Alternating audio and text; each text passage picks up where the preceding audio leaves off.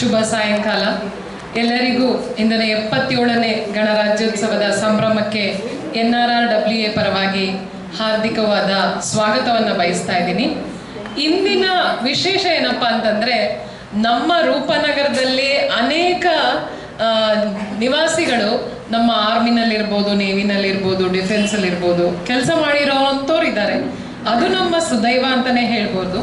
ಆದರೂ ಅವ್ರುಗಳನ್ನ ನಾವು ವೇದಿಕೆ ಮೇಲೆ ಕರೆಯೋದಕ್ಕೆ ಇಷ್ಟಪಡ್ತಾ ಇದ್ದೀನಿ. ಮೊದಲನೇದಾಗಿ ಇಂದಿನ ಕಾರ್ಯಕ್ರಮದ ಮುಖ್ಯ ಅತಿಥಿಯಾಗಿರುವಂತಹ ಶ್ರೀಯುತ ವಿನಯ್ ವಿಠಲ್ ಅವರು ವೇದಿಕೆ ಮೇಲೆ ಬರಬೇಕು ಅಂತ ಕೇಳ್ಕೊಳ್ತಾ ಇದ್ದೀನಿ. ಅವರ ಸರಿಯಾದ ಪರಿಚಯವನ್ನ ನಮ್ಮವರೇ ಆದಂಥ ಗೋಪಾಲ್ ಅವರು ಮಾಡಿಕೊಡ್ತಾರೆ. ಸರ್ ದಯವಿಟ್ಟು.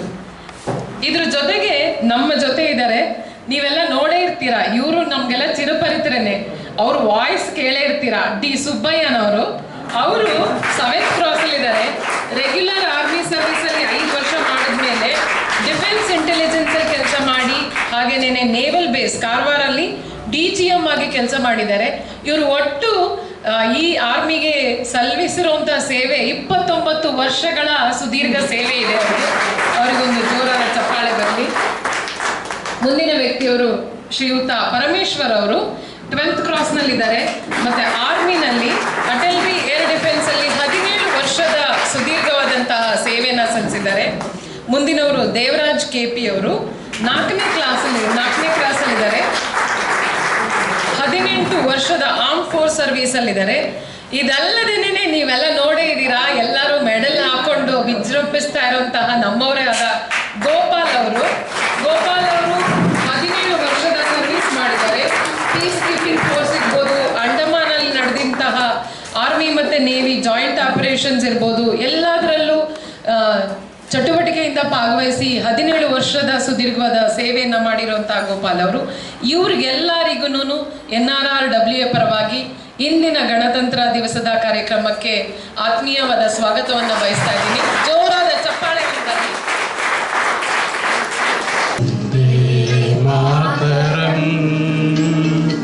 ವಂದೇ ಮಾತರಂ ಸುಜಲಾಂ ಸುಫಲಾಂ ಮಲಯಜ ಶೀತಲಾಂ. Group captain doctor Vinay Vittal ಅವರು ಭಾರತೀಯ ವಾಯುಪಡೆಯ ಫೈಟರ್ ಪೈಲಟ್ ಆಗಿ ಸೇವೆ ಸಲ್ಲಿಸಿರುವ ವಿಶಿಷ್ಟ ವ್ಯಕ್ತಿತ್ವ. 3 ದಶಕಗಳಿಗೂ ಹೆಚ್ಚು ಕಾಲ ಭಾರತೀಯ ವಾಯುಪಡೆಯಲ್ಲಿನ ಅಪೂರ್ವ ಸೇವೆಯೊಂದಿಗೆ 3500 ಗಂಟೆಗಳಿಗಿಂತ ಹೆಚ್ಚಿನ ಕಾಲ ಅಪಘಾತ ರಹಿತ ಹಾರಾಟ ನಡೆಸಿದ ಅನುಭವ ಹೊಂದಿದ್ದಾರೆ. ನಾನು ಹುಟ್ಟಿದ್ದು ಕರ್ನಾಟಕದಲ್ಲಿ, ಬಟ್ ಚಿಕ್ಕ ವಯಸ್ಸಿಂದ ಬೆಳೆದಿದ್ದು ಡೆಲ್ಲಿನಲ್ಲಿ. ಸೊ ಅದಾದ ಮೇಲೆ ಇಂಡಿಯನ್ ಏರ್ಫೋರ್ಸ್ ಸೇರಿ ಇಂಡಿಯಾ ಮತ್ತು ಅಬ್ರಾಡ್ನಲ್ಲಿ ಕೆಲಸ ಮಾಡಿದ್ದು. ಸೊ ನನ್ನ ಕನ್ನಡ ಎಷ್ಟು ಗಟ್ಟಿಮುಟ್ಟಿ ಆಗಿದೆ ಅಂತ ನನಗೆ ಗೊತ್ತಿದೆ. ಸೊ ನಾನು ಕನ್ನಡದಲ್ಲೇ ಮಾತಾಡ್ತೀನಿ.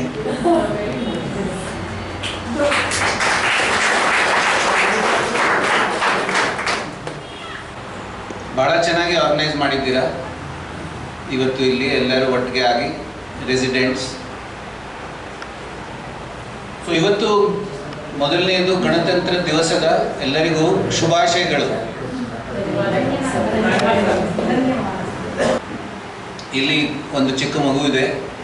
ಸೊ ಅವಳೇ ಏಜ್ನಲ್ಲಿ ಇದ್ದಾಗ ನಾನು ಡೆಲ್ಲಿನಲ್ಲಿ ನಮ್ಮ ತಂದೆ ನನ್ನ ಗಣತಂತ್ರ ದಿವಸದ ರಿಪಬ್ಲಿಕ್ ಡೇ ಪರೇಡ್ಗೆ ಕರ್ಕೊಂಡು ಹೋದರು.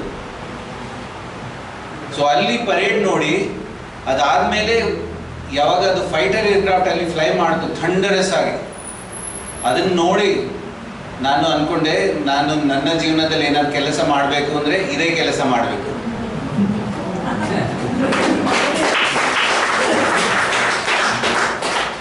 ಸೊ ಚಿಕ್ಕ ವಯಸ್ಸಲ್ಲಿ ಕಾಣಿದ್ದ ಅದು ಕನಸು, ನಾವೇನು ಹೇಳ್ತೀವಿ ಡ್ರೀಮ್ ಅಂತ ಹೇಳ್ತೀವಿ. ಎಲ್ಲ ಪರಿಶ್ರಮ ಮಾಡಿ ದೇವರ ದಯೆಯಿಂದ ಎಲ್ಲರ ಆಶೀರ್ವಾದದಿಂದ ಫೈನಲಿ ಅದು ನಿಜವಾಯಿತು. ಸೊ ಇದರಿಂದ ಏನು ತಿಳಿತೀನಿ ನಾನು ಅಂದರೆ, ಚಿಕ್ಕ ವಯಸ್ಸು ಆಗಲಿ ಸ್ವಲ್ಪ ದೊಡ್ಡ ವಯಸ್ಸಾಗಲಿ, ಇದು ಡ್ರೀಮ್ ಅಂತ ಏನು ನಾವು ಹೇಳ್ತೀವಿ, ಕನಸಂತ ಏನಂತ ಹೇಳ್ತೀವಿ, ಅದು ಭಾಳ ಇಂಪಾರ್ಟೆಂಟ್ ಅಂತ. ಅದು ನಮಗೊಂದು ದಾರಿ ಕೊಡುತ್ತೆ. ಸೊ ಅದು ಬಹಳ ಯಾಕೆ ಇಂಪಾರ್ಟೆಂಟ್ ಅಂದರೆ, ದಾರಿ ಕೊಟ್ಟ ಮೇಲೆ ನಮಗೆ ಜೀವನದಲ್ಲಿ ಒಂದು ದಾರಿ ಸಿಕ್ಕಿದ್ರೆ ಅದರಲ್ಲಿ ನಡೆಯಲು ಬಹಳ ಸುಲಭ. ನಾನು ಇದರ ಬಗ್ಗೆ 4-5 ವರ್ಷ ಹಿಂದೆ ನಮ್ಮ ಮಲ್ಲಮ್ಮ ಅವರಿಗೆ ಒಮ್ಮೆ ಹೇಳಿದೆ, ಅಲ್ಲಿಂದ ಒಂದು 2-3 ವರ್ಷ ಹಿಂದೆ ನಮ್ಮ ಪ್ರಿಯ ಅವರಿಗೆ ಹೇಳಿದೆ.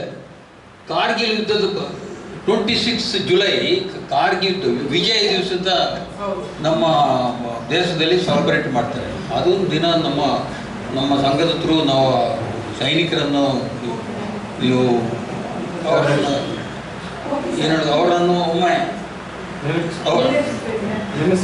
ಅದೇ ನೆನೆಸಲಿಕ್ಕೆ ಆಗೋದಿಲ್ಲ. 26 ಜುಲೈ ಅದು ಮಾಡಿ ಅಂತ ಸಜೆಷನ್ ಕೊಟ್ಟೆ. ಇಲ್ಲಿ ನೆರೆದಿರುವ ಎಲ್ಲರಿಗೂ ನಮಸ್ಕಾರಗಳು ಹಾಗೂ ಗಣರಾಜ್ಯೋತ್ಸವದ ಶುಭಾಶಯಗಳು. ಶುಭ ಸಂಜೆ. ನನ್ನ ಹೆಸರು ಯಶಿಕಾ. ನನ್ನ ಹೆಸರು ಕೃತಿಕ್. ಇಂದು ನಾವೆಲ್ಲರೂ ಸೇರಿ ನಮ್ಮ ದೇಶದ 77ನೇ ಗಣರಾಜ್ಯೋತ್ಸವವನ್ನು ಆಚರಿಸಲು ಇಲ್ಲಿ ಸೇರಿದ್ದೇವೆ. ಈ ಆ ದಿನದ ಸವಿನೆನಪಿಗಾಗಿ ಜನವರಿ 26ರಂದು ಆಯ್ಕೆ ಮಾಡಲಾಗಿತ್ತು. ಈ ಸಂವಿಧಾನ ನಮ್ಮನ್ನು ಒಟ್ಟುಗೂಡಿಸುತ್ತದೆ. ಜೈ ಹಿಂದ್, ಜೈ ಭಾರತ. ಸಾವಿರ ಬಗೆಯಲ್ಲಿ ಸಾಗುತ್ತಿದೆ ಸ್ವಾತಂತ್ರ್ಯದ ಲಾಸ್ಯ, ಸಾವಿರ ಬಗೆಯಲ್ಲಿ ಸಾಗುತ್ತಿದೆ ಸ್ವಾತಂತ್ರ್ಯದ ಲಾಸ್ಯ.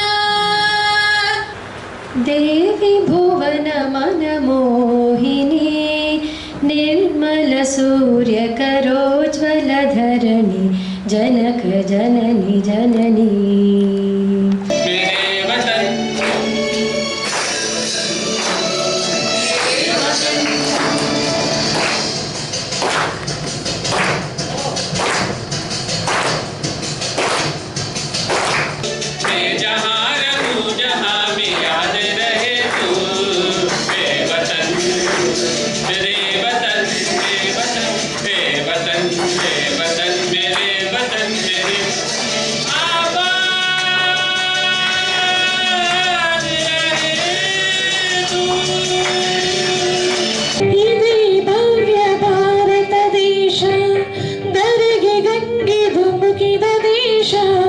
ಸತ್ಯ ಧರ್ಮ ತುಂಬಿದ ದೇಶ, ಜಗಕ್ಕೆ ಆತ್ಮಧರಿವನ್ನು ಕೊಡುವ ಶಾಂತಿ ನಮ್ಮ ಸಂದೇಶ. ವಿಶ್ವ ವಿನೂತನ ವಿದ್ಯಾಚೇತನ ಸರ್ವಹೃದಯ ಸಂಸ್ಕಾರಿ, ಜಯ ಭಾರತಿ ಕರುನಾಡ ಸರಸ್ವತಿ ಗುಡಿ ಗೋಪುರ ಸುರ ಶಿಲ್ಪ ಕಲಾಕೃತಿ. ತಮ್ಮ ಜೀವದ ಹಂಗನ್ನು ತೊರೆದು ದೇಶಕ್ಕಾಗಿ ದುಡಿದಂತಹ ಸನ್ಮಾನ್ಯ ಡಾಕ್ಟರ್ ವಿನಯ್ ವಿಠಲ್, ಸನ್ಮಾನ್ಯ ಸುಬ್ಬಯ್ಯ, ಸನ್ಮಾನ್ಯ ಪರಮೇಶ್ವರ್, ಸನ್ಮಾನ್ಯ ದೇವರಾಜು, ಸನ್ಮಾನ್ಯ ಗೋಪಾಲ್ ಇವರಿಗೆ ನನ್ನ ಗೌರವಪೂರ್ವಕ ನಮನಗಳು. मेरे वतन के लोगों जरा आँख में भर लो पानी, जो शहीद हुए हैं उनकी जरा याद करो कुर्बानी. ಕರ್ತವ್ಯ. ಅದೇ ರೀತಿ ಏನಾಗಿದೆ ಅಂದರೆ ನಾವು ನಮ್ಮ ಅಸೋಸಿಯೇಷನ್ ಶಾಸ್ತ್ರದಿಂದ ಪ್ರತಿ ವರ್ಷವೂ ಸಹ ನಾವು ಗಣರಾಜ್ಯೋತ್ಸವ ದಿನ, ರಿಪಬ್ಲಿಕ್ ಡೇ ದಿನ ಇವರುಗಳನ್ನು ಕರೆಸಿ, ಅಂದರೆ ಕರೆಸ್ಬಿಟ್ಟು ಅವರಿಗೆ ಒಂದು ಸನ್ಮಾನ ಅಂದರೆ ಏನಿಲ್ಲ, ಅವರಿಗೆ ನಮಸ್ಕಾರ ಹೇಳೋದ್ರಿಂದ ನಾವು ಮಾಡಬೇಕು ಅಂತ ಇದು ಮಾಡ್ತಾ ಇದ್ದೀವಿ, ಆಗ್ತಾ ಇದೆ. ಬಟ್ ಏನಾಗಿದೆ ಅಂದರೆ ಕೆಲವರು ಅವರ ವೈಯಕ್ತಿಕ ಕಾರಣದಿಂದ ಇರ್ಬೋದು ಅಥವಾ ಅವರ ಒಂದು ದೇಹಸ್ಥಿತಿ ಕಾರಣದಿಂದ ಬಂದಿಲ್ಲ.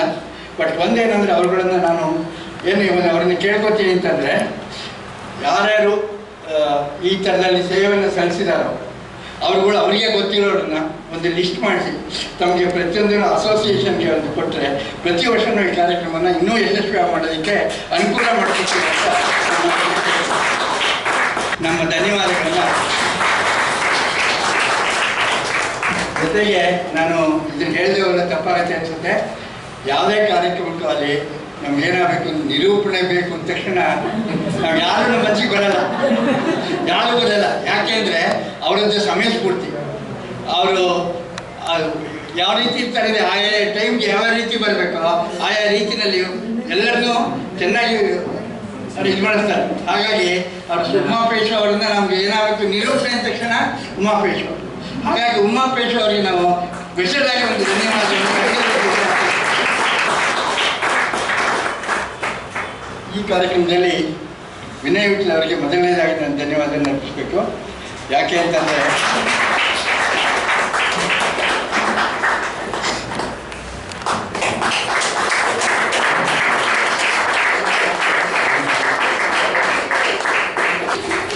ಬಹುಶಃ ನಾವು ಸೂರ್ಯನಾರಾಯಣ ಅವ್ರ ಬಗ್ಗೆ ನಾವು ವಿಶೇಷವಾಗಿ ಹೇಳಲೇಬೇಕಾಗಿಲ್ಲ. ನಮ್ಮ ಸಂಘದ ಉಪಾಧ್ಯಕ್ಷರಾಗಿ ಮುಂಚೂಣಿಯಲ್ಲಿ ನಿಂತು ಅವ್ರದ್ದು ಎಷ್ಟೇ ಕೆಲಸಗಳಲ್ಲಿ ಸಂಘದ ಕೆಲಸದಕ್ಕೆ ಅವರು ನಿಂತ್ಕೊಂಡು ಮಾತಾಡ್ತಾರೆ. ಧನ್ಯವಾದಗಳು ಸರ್. ಈಗ ಕಾರ್ಯಕ್ರಮದ ಕೊನೆಯದಾಗಿ ರಾಷ್ಟ್ರಗೀತೆಗಳನ್ನ ಹೇಳಿ ರಾಷ್ಟ್ರಗೀತೆಯನ್ನು ಹೇಳಿ ನಾವು ಕಾರ್ಯಕ್ರಮ ಮುಗಿಸೋಣ.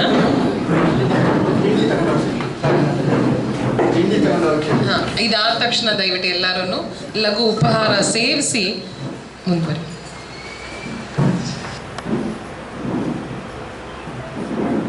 ಜನಗಣಮನ ಅಧಿನಾಯಕ ಜಯ ಹೇ ಭಾರತ ಭಾಗ್ಯ ವಿಧಾತ ಜಯ ಜಯ ಜಯ ಜಯ ಹೇ.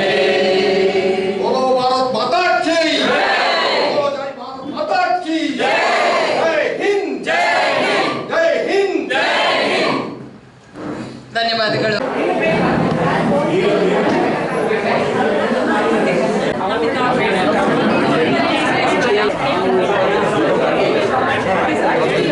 ಇವತ್ತುಲೆ ಇದು OP Pavan Sri Lanka operation IPKF Sri Lanka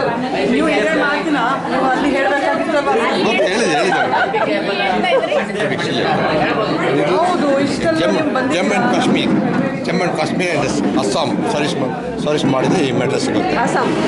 Jammu and Kashmir ಲೇ ಲಡಾಖ್ ಸ್ಟೇಟ್ ಮಾಡಿದರೆ ಸಿಗುತ್ತೆ. ಇದು ಇಂಡಿಪೆಂಡೆನ್ಸ್ ಡೇ. ಇದು ವಿದೇಶಿ ಸೇವಾ ಅಂದರೆ ನಾವು ಭಾರತ ಬಿಟ್ಟು ಬೇರೆ ಯಾವುದೇ ದೇಶ ಸರ್ವಿಸ್ ಮಾಡಿದ್ರೆ ವಿದೇಶಿ ಸೇವಾ ಮೆಡಲ್ ಅಂತ. ಇದು 9 ವರ್ಷ ಮೇಲ್ಪಟ್ಟವರಿಗೆ ಇದು ಸಿಗುತ್ತೆ.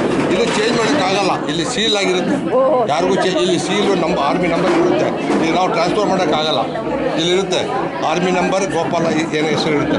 ಅದಕ್ಕೆ ಸರ್ಟಿಫಿಕೇಶನ್ ಇರುತ್ತೆ. ಹೌದು, ಇಲ್ಲಿ ಯಾರಿಗೂ ಚೇಂಜ್ ಮಾಡೋಕ್ಕಾಗಲ್ಲ. ಇನ್ನೇಳಿ ಕಾಣುತ್ತೆ ನಂಬರ್. ಹೌದು, ಸ್ವಲ್ಪ ಮೇಲೆ ಮಾಡಿ. ಹೌದು, ಕಾಣ್ತಾ ಇದೆ. ಟ್ರಾನ್ಸ್ಫರ್